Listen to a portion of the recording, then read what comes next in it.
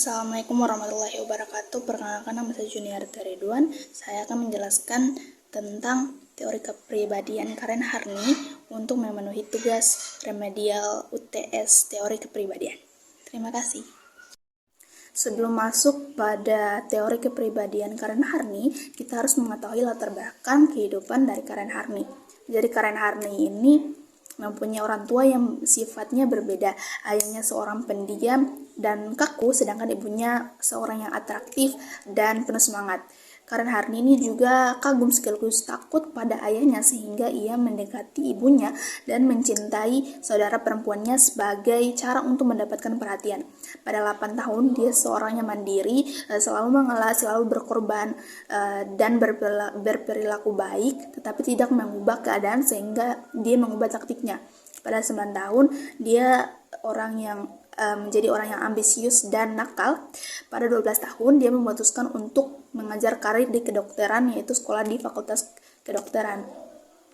Kemudian alasan dia melepaskan diri dari teori psikoanalitik yaitu dia bergabung dengan New York Psychoanalytic Institute tahun 1934, dan juga dia tidak dapat menerima beberapa pandangan Freud tentang wanita.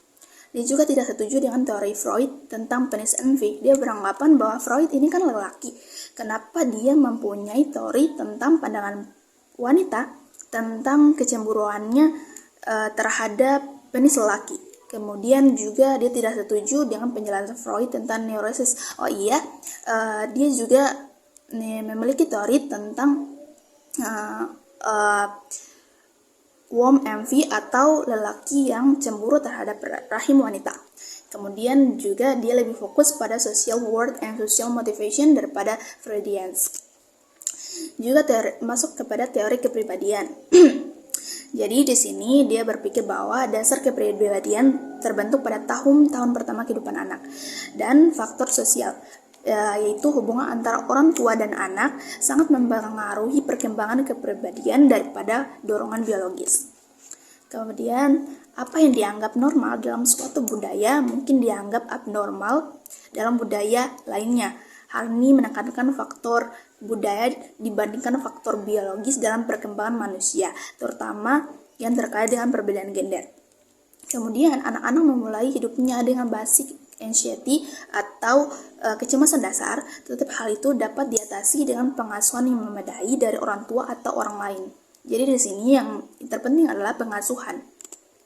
Kemudian kepercayaan Harney di sini adalah salah satu penemuan terpenting anak-anak adalah ketidakberdayaannya sendiri. Kemudian pentingnya relasi diri dan pertumbuhan bagi setiap individu, dan menekankan pentingnya keluarga yang hangat dan stabil serta dampak dari masyarakat dan budaya luas. Kemudian anak-anak yang kehilangan kasih sayang orang tua yang penting ini akan mengembangkan harga diri yang rendah dan pola gangguan dalam hubungan sosial. Kemudian kita mencoba mengatasi kecemasan dengan orientasi kami terhadap orang lain, yaitu kita bisa moving away from people, against people, dan move towards people. Kemudian kebutuhan masa kanak-kanak yaitu safety dan satisfaction. Safety ini adalah rasa aman. Jadi rasa aman dan bebas dari rasa takut adalah penentu kepribadian tergantung dari treatment yang diterima dari orang tua. Kemudian orang tua secara bersamaan dapat melemahkan atau menghalangi rasa aman dengan menunjukkan kurangnya kehangatan dan perhatian pada anak-anak. Jadi di sini, jika orang tua tersebut memberikan kasih sayang dan kehangatan, maka rasa aman pada anak-anak akan didapatkan. Jika sebaliknya, orang tua tidak menunjukkan kasih sayang dan kehangatan pada anak-anak, itu akan melemahkan atau menghalangi rasa aman tersebut. Kemudian satisfaction atau kepuasan ini terkait dengan kebutuhan fisiologis dasar seperti makan, minum, air, dan sebagainya. Kemudian basic anxiety atau kecemasan dasar merupakan konsep dasar dari Harney, yaitu pertama a child fear of being alone, helpless, dan insecure. Jadi sini adalah perasaan takut sendiri, tidak aman dan tidak berdaya di dunia yang kejam. Kemudian sifatnya pervasif, mempengaruhi semua hubungan individu dengan orang lain. Kemudian bentuk atau ekspresi basic anxiety antara satu orang dengan orang lain sama, yaitu merasa kecil, tidak signifikan, tidak berdaya, sepi, terancam, ditolak, dan sebagainya. Kemudian self-protection. Self-protection ini ada dua, yaitu mengatasi kecemasan dengan berinteraksi dengan orang lain dan mengatasi kecemasan dengan menjauhi orang lain. Yang pertama yaitu gaining evasion. Jadi di sini adalah dia membuat orang lain menyukainya. Jadi di sini dia membuat orang lain memperhatikannya. Jadi jika orang lain menyayanginya atau memperhatikannya, maka orang itu tidak akan menyakitinya, menurutnya seperti itu. Kemudian being submissive yaitu bersikap tunduk. Jadi di sini dia beranggapan jika dia bersikap tunduk dan tidak melawan, maka orang lain tidak akan menyakitinya. Kemudian selanjutnya yaitu attaining power atau berkuasa. Di sini dia berpikir jika dia berkuasa dan mempunyai kekuatan, maka orang lain tidak akan berani untuk mencelakainya atau menyakitinya. Selanjutnya yaitu mengatasi kecemasan dengan menjauhi orang lain, yaitu adalah withdrawing atau menarik diri. Jadi di sini jika dia menarik diri dan tidak tergantung pada orang lain, maka tidak akan ada seorang pun yang dapat menyakitinya. Selanjutnya yaitu neurotic needs atau kebutuhan neurotik. Ini ada 10, yaitu pertama need for affection dan approval, di mana yaitu keinginan untuk disukai, memenuhi harapan, dan keinginan untuk menyenangkan orang lain. Kemudian need for a dominant partner in life, yaitu adalah yang terpusat pada pasangan. Jadi beranggapan bahwa cinta itu segalanya dan dapat menyelesaikan semua masalah. Kemudian need for narrow consider limit to life adalah kebutuhan untuk hidup yang lebih kecil atau kebutuhan untuk tidak mencolok dan tidak diperhatikan. Selanjutnya yaitu need for power atau kekuasaan, yaitu mencari kekuatan demi kepentingan dirinya sendiri. Kemudian need for exploitation, yaitu mengeksploitasi orang lain untuk mendapatkan tujuan yang diinginkan. Kemudian need for prestige, yaitu tujuan untuk menghargai diri sendiri dalam kaitannya dengan pengakuan publik. Jadi dia ini ingin diakui di depan publik. Selanjutnya need for personal admiration atau penghargaan atau dikagumi. Jadi di sini adalah orang yang narsistik atau mereka ingin dipandang atau dikagumi berdasarkan pandangan yang mereka bayangkan, bukan pada pandangan yang sebenarnya mereka itu seperti apa. Kemudian need for personal achievement atau ambition atau prestasi.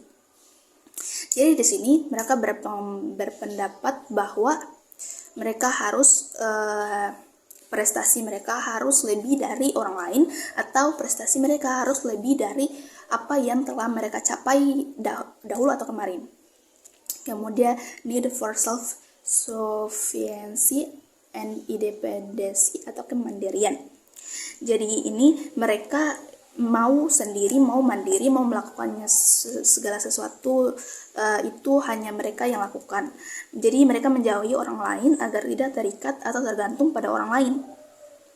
Dan terakhir yaitu need for perfection and unassailability atau kesempurnaan dan ketidakcelaan. Jadi sini mereka mencari kesempurnaan dari mereka dan menutupi ketidaksempurnaan yang mereka rasakan. Kemudian menurut hal ini setiap orang mempunyai kebutuhan dalam derajat yang sama. Tidak ada kebutuhan yang abnormal atau neurotik dalam kehidupan setiap hari. Munculnya hanya sementara. Kemudian neurotik karena pemuasannya secara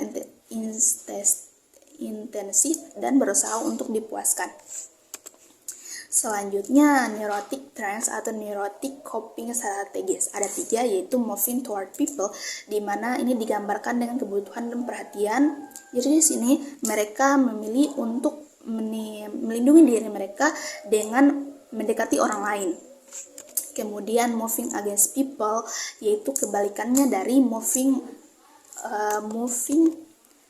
towards people. Jadi di sini mereka menganggap bahwa setiap orang sebagai musuh. Jadi mereka menantang, memberontak.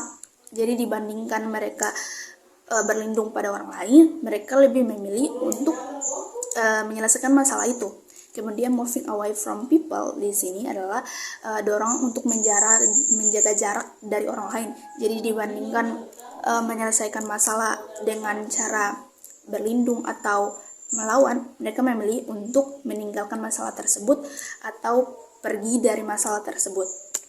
Selanjutnya, konflik atau ketidakseimbangan dasar dari 3 kecenderungan ini atau akar neurosis. Jadi kalau orang normal itu mereka mengintegrasikan 3 tipes tersebut secara bergantian ataupun secara kesatuan yang rata gitu dengan situasi yang mereka hadapi.